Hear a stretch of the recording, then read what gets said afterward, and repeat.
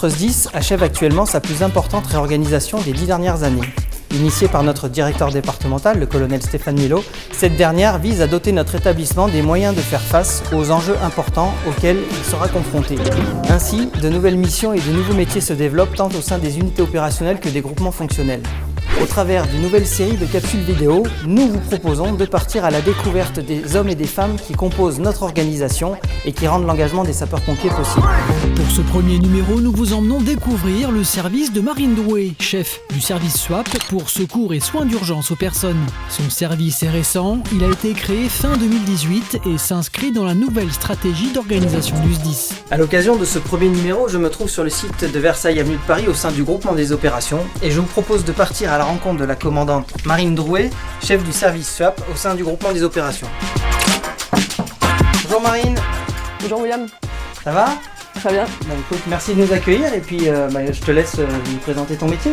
Avec plaisir.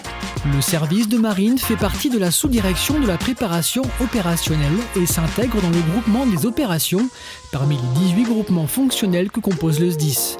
Ainsi, il permet de faire fonctionner et administrer l'organisation de l'établissement. Donc, bienvenue au groupement opération dont le service SWAP fait partie et je vais vous présenter mon service. Allez, suivez-moi.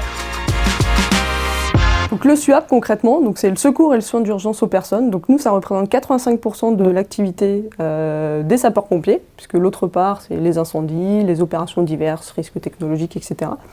Donc nous, 85% de ces interventions, c'est pour venir en aide aux personnes. Voilà, lorsqu'on est appelé pour un malaise cardiaque, pour une personne en détresse qui aurait chuté.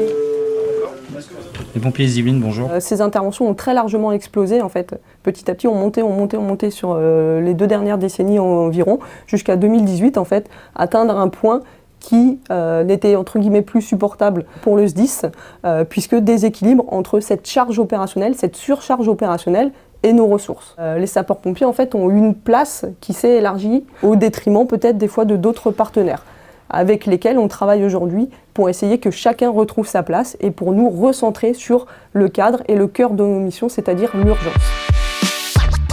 Il faut savoir qu'en France, le secours d'urgence aux personnes ne dépend pas que des sapeurs-pompiers. Lorsqu'une situation nécessite de porter secours à une ou plusieurs personnes en détresse, il existe différents partenaires, comme le SAMU ou les ambulanciers privés. L'engagement des moyens adaptés sera déterminé en fonction de la nature de la mission, son contexte et le niveau d'urgence de l'intervention. Si le système de secours d'urgence et de gestion de crise relève de la politique de sécurité civile, l'ARS, l'Agence régionale de santé, en assure son pilotage et la régulation de l'offre de santé. Présente dans chaque région et à travers des délégations territoriales de chaque département, les ARS sont placées sous la tutelle du ministère de la Santé.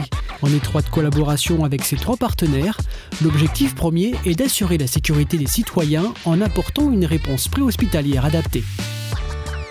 Le service que dirige Marine se compose de 2 autres personnes. La première assure le poste de chef de projet, c'est le capitaine Mathieu Villet. Il est en charge d'étudier un projet de plateau technique dédié au SWAP et l'étude d'un centre expérimental. Bonjour. Le but étant d'anticiper le SWAP de demain. Bonjour Mathieu.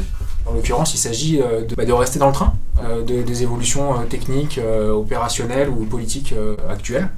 Et du coup de maintenir le SDIS à jour du secours à personne. Marine travaille sur tous les aspects opérationnels et notamment elle réalise toutes les interactions avec les services partenaires et les services extérieurs et ça m'alimente moi de données qui me sont indispensables pour réfléchir le SWAP tel qu'on pourrait le créer demain. Le second poste est tenu par un infirmier. Il participe à renforcer la nécessaire collaboration entre le groupement des opérations et le service de santé et de secours médical. Le travail de Marine consiste à veiller de près à l'activité SWAP du département. En collaboration avec le CTA CODIS, qui est le centre de traitement des appels d'urgence du 18 et du 112, elle travaille également avec le centre de réception et de régulation des appels du SAMU, un des partenaires les plus importants avec qui les sapeurs-pompiers vont devoir faire évoluer les pratiques. Aujourd'hui, on a des textes qui nous ont permis quelques avancées. Je vais citer la loi Matras et ses décrets d'application qui nous permettent aujourd'hui d'avancer avec les partenaires pour faire changer un peu les pratiques. Et c'est là toute la difficulté. C'est-à-dire que nous, on souhaite changer nos habitudes, nos pratiques, mais ça impacte évidemment nos partenaires à qui on demande aussi de modifier certaines procédures, etc.